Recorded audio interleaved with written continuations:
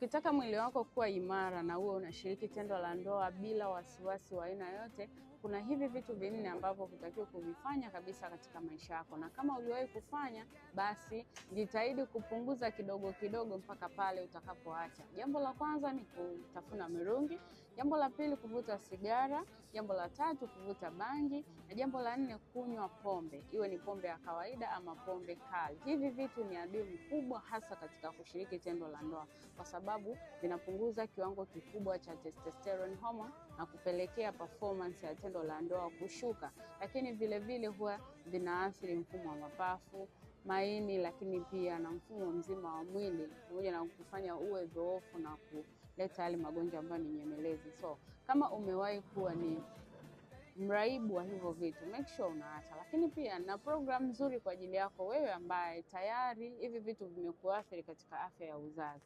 Tutafanya detox, na hapo pia itafuatia package ya uzazi ambayo itaenda kukuimarisha ili ubaki kuwa imara kama ulivyokuwa zamani. Kumbuka unatakiwa kulinda afya pamoja na mwili wako, kwa sababu afya ni mtaji.